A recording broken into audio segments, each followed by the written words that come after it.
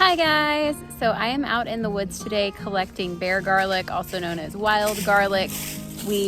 Hi Sam, don't really have this where I'm from, at least not that I'm aware of, but I took a foraging class here in Belgium last year and I learned about a lot of edible foods that exist here in my forest, and bear garlic is one of them. So we're going to be harvesting leaves. They are big and dark green, but it's going to taste just like garlic. And I have 4 British recipes that I am going to use the bear garlic in.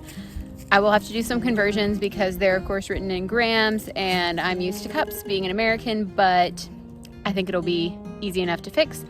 Also, I hope you're really loving my headscarf. If you think it's weird, because it kind of is.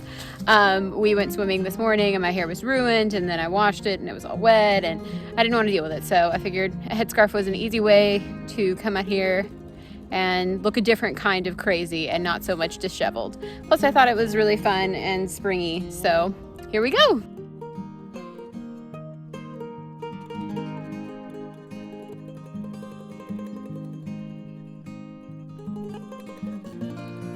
Okay guys, I have changed up my headscarf once again, and I'm about to start by making the first two recipes of bear garlic I am going to make. I'm going to make a simple bear garlic pesto, and then I'm going to make a bear garlic butter, which I'm going to use to make chicken Kiev. So yeah, let's get started. Okay, so I'm going to roughly chop this bear garlic. This is 150 grams for the pesto. I've prepped all the other ingredients, so this should go pretty fast. I did do some digging, and I learned that bear garlic belongs to the family Amaryllidaceae, which is the same family as an amaryllis flower. You may have noticed that in the name. And this family, within that, the genus of the bear garlic is Allium, which anyone who's into plants will probably know. Allium is the family that includes onions, leeks, and not surprisingly, garlic. Also includes chives and stuff like that. So it's no surprise that this tastes like onion because it's related to them. I think a lot of those bulb plants are related. So that's pretty cool. For your edification, now you know. So this is just going to be a really rough chop because we're going to throw all this into the food processor and it's going to do the biggest part of the work.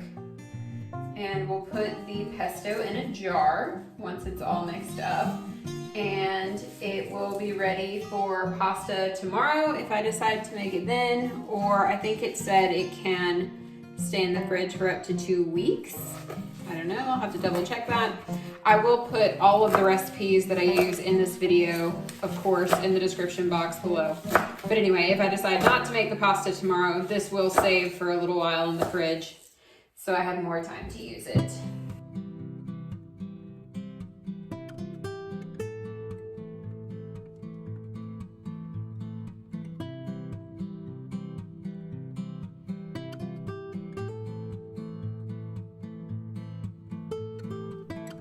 Okay, so I've got the bear garlic in there, so I'm going to pulse this down.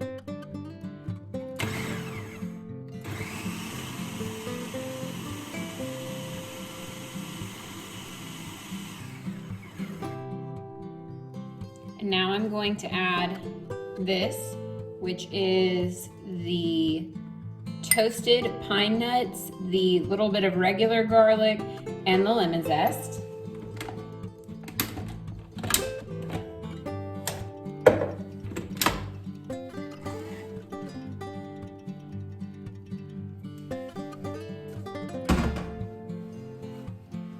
I'm going to go ahead and add this 50 grams of grated parm.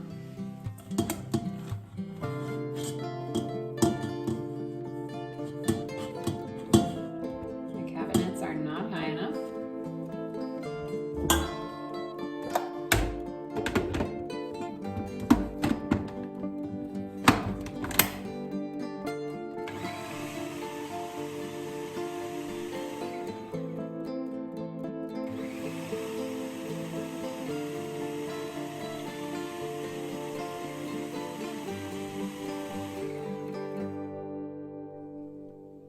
Okay, so it says to season, so I'm going to add first a little bit of this black pepper.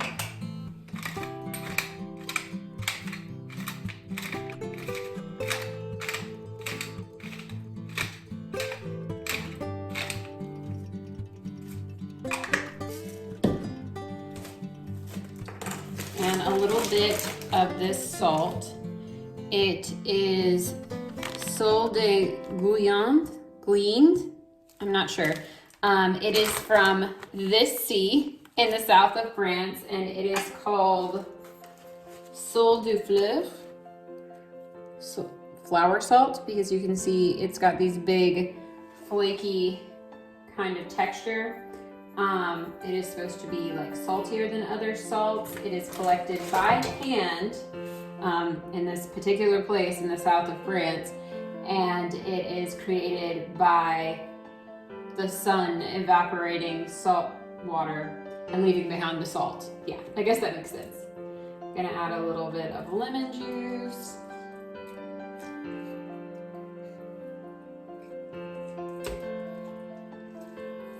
And by a little bit, I mean like everything I can squeeze out, because I don't waste a good lemon for nothing.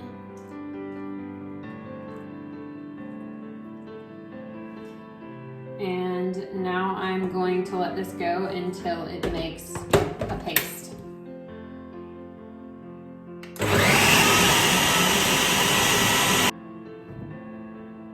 Okay, and now the recipe says once it's formed a paste, to drizzle in almost all of the oil. This is rapeseed oil, and I got the right one, yes, I did. We need an equivalent of about 2/3 of a cup, so I'm just gonna go 1/3 real quick and then save just a little bit of the last third of a cup, if that makes any sense. I'm gonna let it do this while it runs. Okay, so to make our bear garlic butter, we're gonna have an even easier time than with the pesto. It is simply regular butter. This is rough farm butter from unpasteurized milk. It's tasty enough to eat all on its own. I try and avoid that. We're going to add some chopped bear garlic. I did this much more finely than the one for the pesto, and then a little bit more of the Sol de Fleur, or Fleur de Sol, I don't remember. And we're gonna get it just to taste, and then we're gonna roll it up like a log between some parchment paper. So here we go.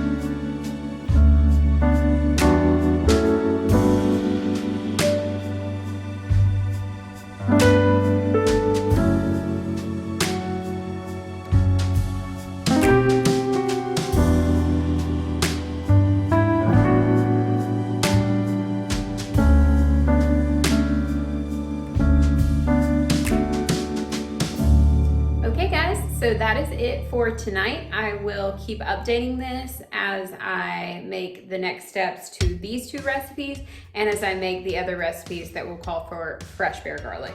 We have finished our pesto. It's in a jar. It's ready to go in the fridge. And we have this kind of ugly but totally usable log of bear garlic butter. I hope you enjoyed this. Do not just try and follow me in these videos and make this if you decide to make this or some like variation on this. Definitely look at the recipes, which will give you a lot more detail, and you might even notice that I did something wrong. So there you go.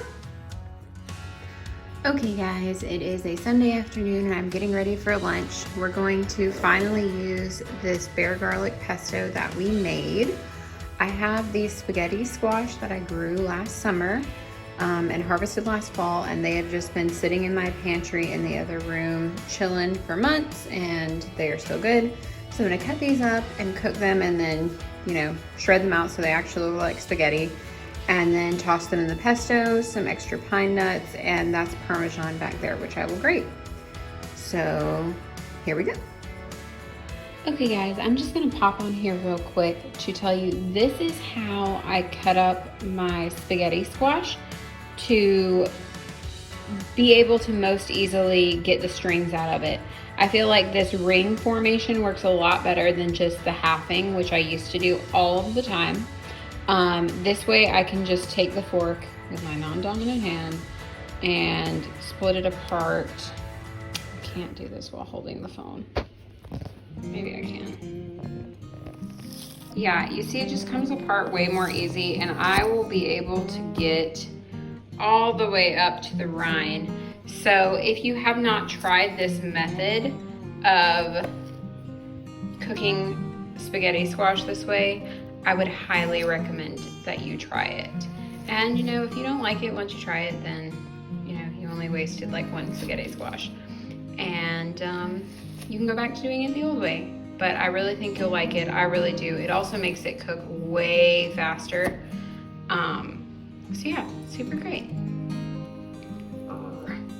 Okay, this is hard to do with one hand, so I will be back in just a minute. Okay guys, so that is pretty much it. I stirred in the spare pine nuts and some extra grated Parmesan, and this is gonna be a really healthy, very vegetable forward meal. You may notice a lot of these meals are plant-based, and I think that's really good to do occasionally. We definitely aren't vegetarians or vegans or anything like that, but occasionally, you know, help yourself, help the planet, eat more plants. So right now I am making the wild garlic and mushroom risotto. I know the recipe says it's going to be wild garlic and morel, but I could not get any morels, so I am using a combination of baby portobello mushrooms that I actually got for free from the bio store because they needed to be used in the next couple of days, and some chanterelles, which I also got from the bio store, but obviously I paid for. So first step, I am melting some butter to saute our onion in. You can see I am actually using some of the wild garlic butter that we made last night, just because I realized the recipe made a lot more than we are going to need for the chicken Kiev, which I'm going to make, I don't know, sometime in the next few days. I'll make sure it's included in this video. So I am melting this butter. We're going to saute these onions I already chopped up, and it says to warm up the stock. It calls for veal stock. I try and avoid veal when I can. It just makes me sad. This is actually chicken stock that I made at home and put in the freezer. I make stock from vegetables and any kind of bones we have left over from pretty much any meat. So I have made beef broth, pork broth, chicken broth, some combination thereof, turkey. I think I even made shrimp one time. So yeah, if you're not already doing that, maybe I'll make a video covering how I do it. It really is the easiest thing in the world, and you can personalize it in so many different ways. Okay, so this has been sauteing for about 9 minutes, and it is getting pretty translucent. So I feel like we are in a good place to add our mushrooms.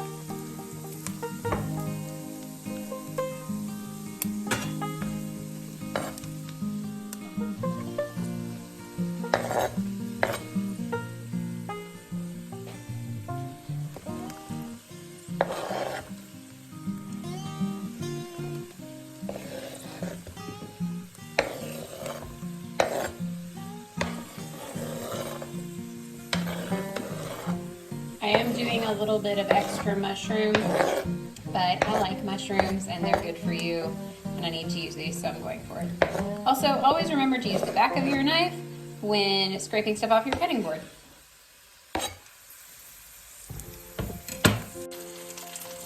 Okay, so I have added the rice for the risotto. Now, it calls for a certain kind of rice in the recipe. I just got the most interesting looking risotto rice at the bio store.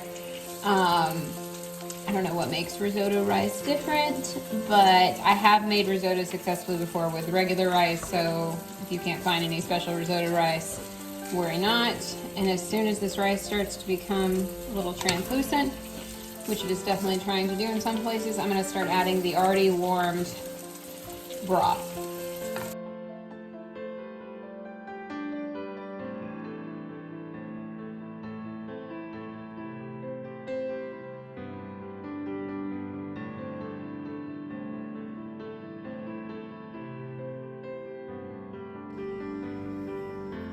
Okay, so we have fully cooked our risotto. Now we are going to stir in some more butter, a bunch of parm, and about 3 tablespoons of olive oil. It says best quality olive oil, whatever that means. But I actually think I'm doing a good job on that because I've got this really nice olive oil. Hold on, you can barely see it. It is from Crete, which at least the people from Crete believe they absolutely do the best olive oil. So I'm going to do 3 tablespoons of this and then stir with purpose, as it says, until I have rice that flows like lava.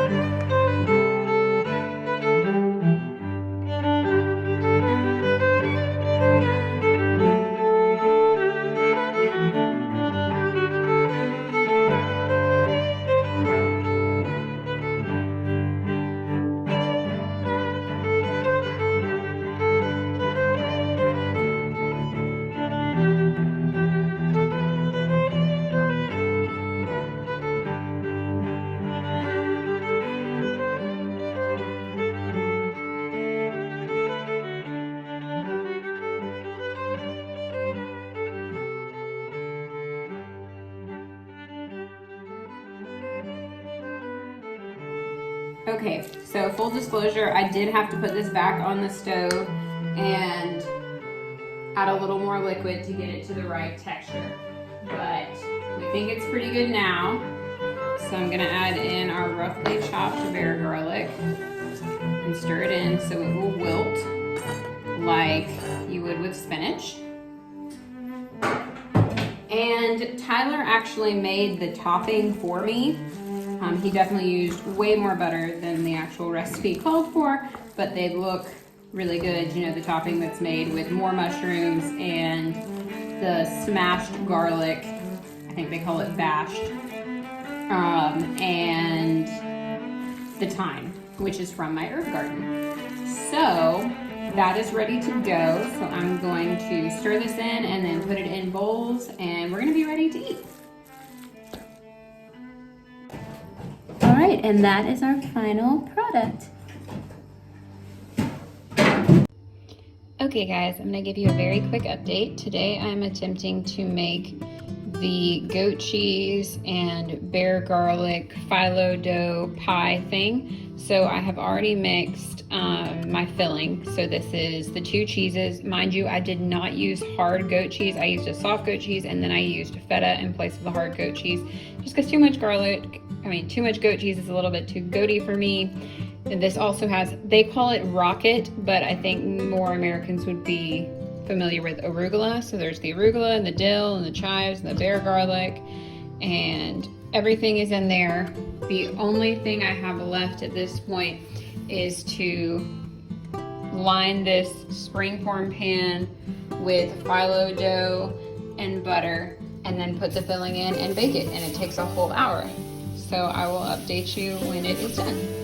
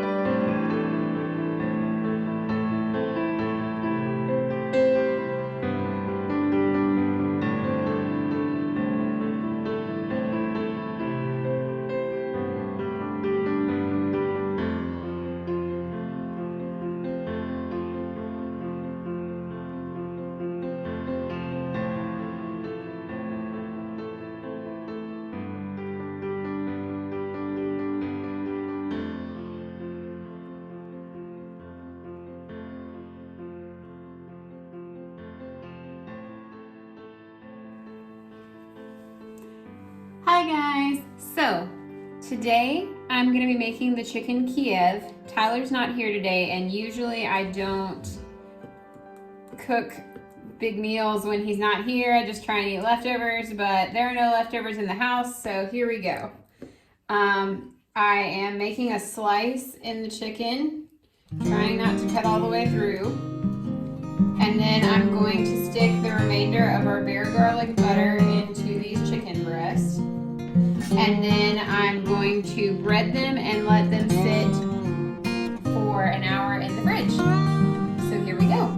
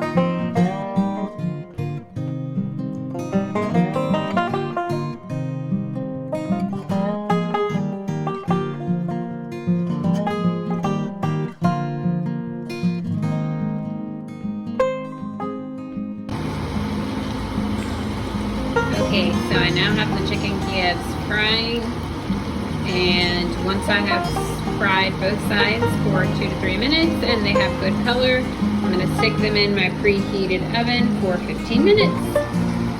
That is our completed chicken Kiev and all I have for you today. Like this video if you liked it. I'm thinking about doing more foraging videos, so definitely give me a response.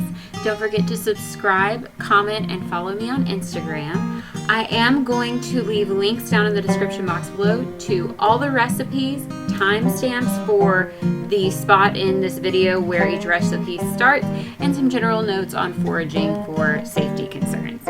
All right, thank you guys so much for watching. I hope you have a wonderful day. Bye.